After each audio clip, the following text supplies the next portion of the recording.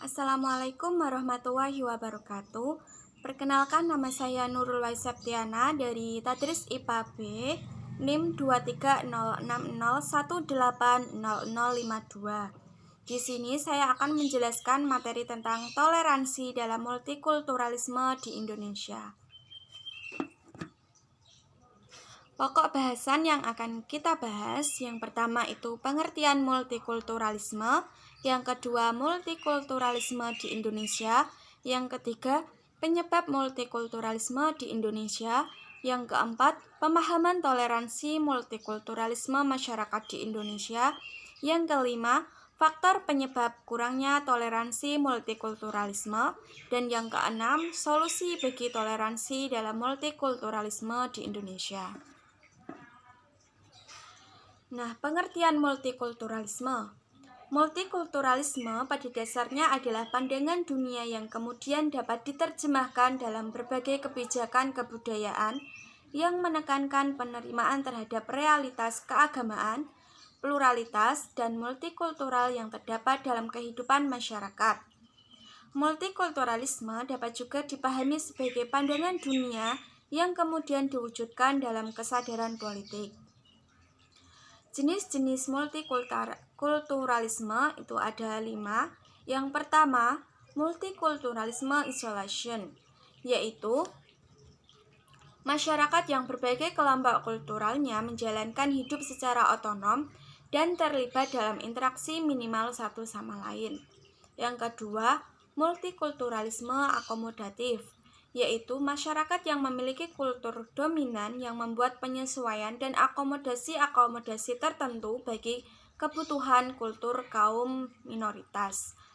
Masyarakat ini merumuskan dan menerapkan undang-undang hukum dan ketentuan-ketentuan yang sensitif secara kultural dan memberikan kebebasan kepada kaum minoritas untuk mempertahankan dan mengembangkan kebudayaan mereka.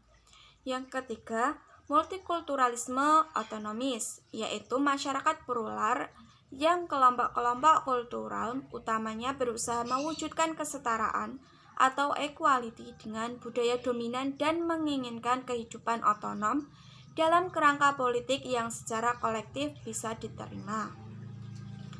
Yang keempat, multikulturalisme kritikal atau interaktif, yaitu masyarakat plural yang kelompok-kelompok kulturalnya tidak terlalu terfokus atau concerned dengan kehidupan kultural otonom, tetapi lebih membentuk penciptaan kolektif yang mencerminkan dan menegaskan perspektif-perspektif khas mereka.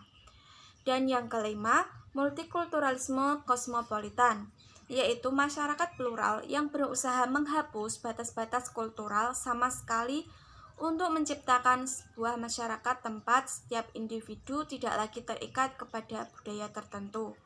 Sebaliknya, secara bebas terlibat dalam percobaan-percobaan interkultural dan sekaligus mengembangkan kehidupan kultural masing-masing. Kemudian, multikulturalisme di Indonesia. Bangsa Indonesia merupakan salah satu bangsa yang termasuk dalam kategori multikultural. Hal tersebut dikarenakan terdapat begitu banyak kebudayaan dan corak kehidupan, serta latar belakang yang berbeda-beda di setiap daerah. Karena hal itulah, masyarakat di Indonesia juga disebut masyarakat majemuk, yang memiliki sekitar 300 suku bangsa yang mendiami wilayah Indonesia. Dengan jumlah penduduk di setiap suku beragam, ada yang banyak dan ada pula yang sedikit. Kemudian penyebab multikulturalisme di Indonesia. Yang pertama, kesadaran tentang filosofis antar kesatuan dan perbedaan atau one and many.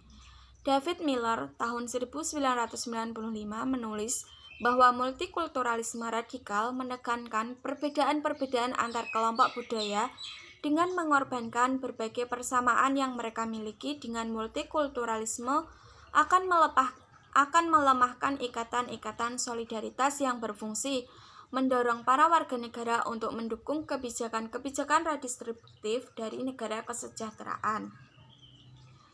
Yang kedua, kenyataan bahwa dapat terjadi benturan prinsip kesetaraan antara kelompok elemen minoritas dalam kelompok sosial.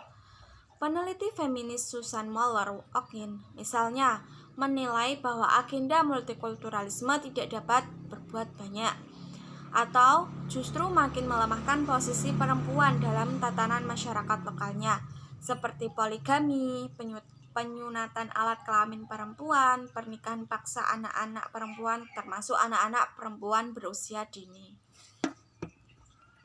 Kemudian, pemahaman toleransi multikulturalisme masyarakat di Indonesia. Nah, kepemahaman akan multikulturalisme juga salah satunya apabila kita mengetahui apa itu multikultural, maka kita juga akan memahami multikulturalisme. Multikulturalisme yaitu suatu paham yang meyakini dan menerima bahwa kebudayaan itu beraneka ragam dan tidak hanya ada budaya sendiri. Apabila sudah memahami konsep ini, maka masyarakat kita akan mudah untuk saling menerima, menghargai, toleransi. Budaya juga merupakan hasil cipta rasa dan karya manusia.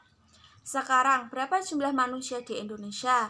Ini yang sering tidak kita pahami, bahwa perbedaan itu sebenarnya indah dan unik. Kalau tidak ada perbedaan, maka kita tidak akan saling kenal, karena kita tahu bahwa mereka juga sama dengan kita. Dengan adanya perbedaan, kita akan selalu penasaran seperti apa kebudayaan yang lain dari kebudayaan kita, seperti apa bahasa lokal daerah ini, daerah itu. Dan apabila kita sudah memahami konsep kebudayaan ini dan bahwa budaya itu berbeda, maka akan timbul rasa toleransi sedikit demi sedikit.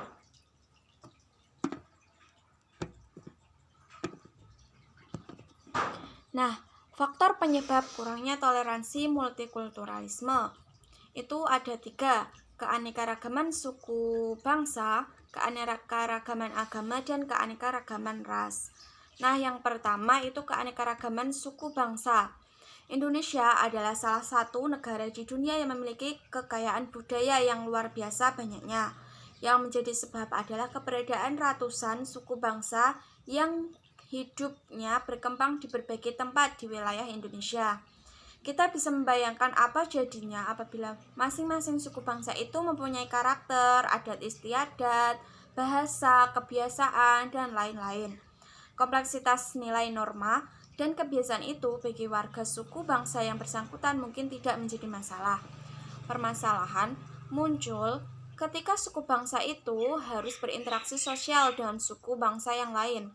Konkretnya, apa yang akan terjadi denganmu saat harus bertemu dan berkomunikasi dengan temanmu yang berasal dari suku bangsa yang lain?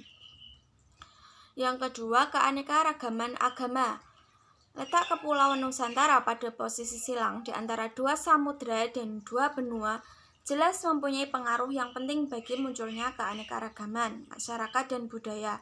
Dengan didukung oleh potensi sumber alam yang melimpah, maka Indonesia menjadi sasaran pelayaran dan perdagangan dunia.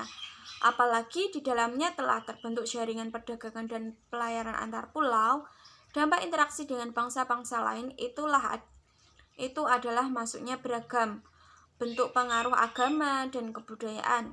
Selain melakukan aktivitas perdagangan, para saudagar Islam, Hindu, Buddha juga membawa dan menyebarkan ajaran agamanya.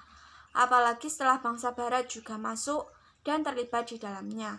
Agama-agama besar pun muncul dan berkembang di Indonesia dengan jumlah penganut yang berbeda-beda. Kerukunan antar umat beragama menjadi idam-idaman hampir semua orang, karena tidak satu agama pun yang mengajarkan permusuhan. Tetapi, mengapa juga tidak jarang terjadi konflik atas nama agama? Yang ketiga, ada keanekaragaman ras. Salah satu dampak terbukanya letak geografis Indonesia, banyak bangsa luar yang bisa masuk dan berinteraksi dengan bangsa Indonesia. Misalnya keturunan Arab, India, Persia, Cina, Hadramaut, dan lain-lain. Dengan sejarah, kita bisa menuntut bagaimana soal asal-usulnya bangsa-bangsa asing itu. Kemudian, solusi bagi toleransi dalam multikulturalisme di Indonesia. Yang pertama, mengembangkan sikap saling menghargai terhadap nilai-nilai dan norma sosial yang berbeda dari anggota-anggota masyarakat yang kita temui. Tidak saling mementingkan kelompok, ras, etnik, atau kelompok agamanya sendiri dan menjalankan tugas-tugasnya. Yang kedua, meninggalkan sikap prejudisme, terutama sikap yang menjurus pada sikap etnosentrisme dan sikap yang berlebih-lebihan. Yang ketiga, menegakkan peraturan perundang-undangan kepada semua warga negara tanpa memandang kedudukan sosial, ras, etnik, dan agama yang mereka anut.